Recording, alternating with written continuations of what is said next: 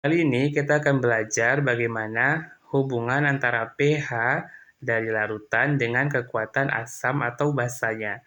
Nah, jadi kalau kita ingin membandingkan kekuatan asam atau basa dari larutan satu dengan larutan yang lain, maka bandingkanlah konsentrasi H+ atau OH-nya. Larutan yang punya konsentrasi H+ atau OH- lebih banyak, maka dialah yang paling kuat.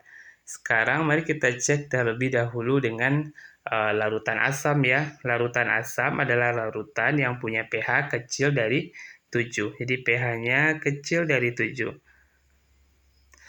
Mari kita bandingkan konsentrasi H+ dari 3 larutan berikut. Larutan asam yang pH-nya 1, 2, dan 3. Kita akan bandingkan berapa konsentrasi H+ dari masing-masing larutan. Kalau larutan asam pH 1, maka konsentrasi H+-nya adalah 10 pangkat min 1 ya, sama dengan 10 pangkat min 1 molar. Kalau pH-nya 2, berarti konsentrasi H+-nya adalah 10 pangkat min 2 molar. 10 pangkat min 2 molar. Sedangkan kalau larutan asam pH-nya 3, maka konsentrasi H+-nya adalah 10 pangkat min 3 molar ya. Min 3 molar. Nah, di antara ketiga larutan ini, mana yang punya konsentrasi H+ lebih besar? Ingat ya, kalau bilangan negatif itu semakin besar pangkat negatifnya, semakin kecil nilai bilangannya. Jadi yang paling besar konsentrasi H+-nya adalah pada larutan dengan pH sama dengan 1, yaitu 10 pangkat min 1 molar. Nah, jadi kalau pada larutan asam, ternyata semakin kecil pH-nya, semakin besar kekuatan asamnya. Jadi bisa kita simpulkan untuk larutan asam, kalau pH-nya semakin kecil, maka kekuatan asamnya semakin besar. Jadi dia berbanding terbalik ya. Nah, bagaimana dengan larutan basa? Kalau larutan basa, dia punya pH besar dari 7 ya. Punya pH besar dari 7. Kalau untuk larutan basa yang kita bandingkan adalah konsentrasi OH-.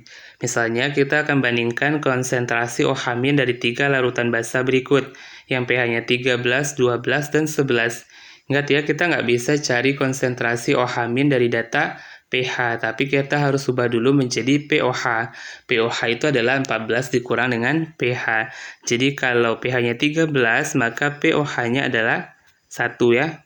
pOH-nya adalah 1. Kalau pH-nya 12, maka pOH-nya adalah 2. Sedangkan kalau pH-nya 11, pOH-nya berarti 3 ya. Nah, lanjut kita cari konsentrasi OH- dari masing-masing larutan ini. Kalau pOH-nya 1, berarti konsentrasi OH- 10 min 1 molar. Kalau pOH-nya 2, berarti konsentrasi OH- 10 min 2 molar.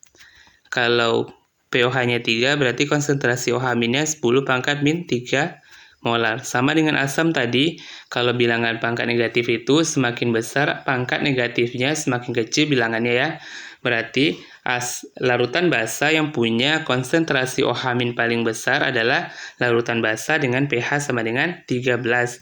Karena konsentrasi OH-nya 10 pangkat min 1 molar. Nah, dari ini bisa kita simpulkan bahwa ternyata untuk larutan basa, semakin besar pH-nya, semakin besar pula kekuatan asamnya. Jadi, kalau pH-nya semakin besar, maka kekuatan basa juga semakin besar. Jadi dia sebanding gitu ya. Nah, dari penjelasan singkat sebelumnya, kita udah tahu nih bagaimana hubungan antara kekuatan asam dan basa dengan pH dari larutan. Mari kita bahas contoh soal berikut ini ya. Diketahui beberapa larutan asam dengan data pH-nya sebagai berikut. Urutan larutan asam dari yang paling lemah ke yang paling kuat adalah, tadi udah kita bahas bahwa kalau larutan asam, semakin kecil pH-nya, semakin besar kekuatan asamnya. Berarti asam yang paling lemah adalah asam dengan pH paling besar. Yang mana nih? Yaitu Hb ya.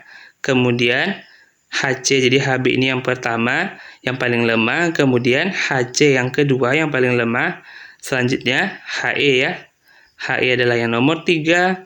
Selanjutnya adalah Ha yang nomor 4. Dan yang paling kuat adalah Hd, karena pH-nya paling kecil, yaitu yang nomor 5. Jadi jawaban untuk soal yang ini adalah C ya. Kita lihat dimulai dari HB dulu, jadi C jawabannya. Nah, mudah kan? Semoga dengan video singkat ini kalian dapat memahami apa hubungan antara kekuatan asam dan basa dengan pH dari larutan dan bisa menjawab contoh-contoh soal berkaitan dengan materi ini.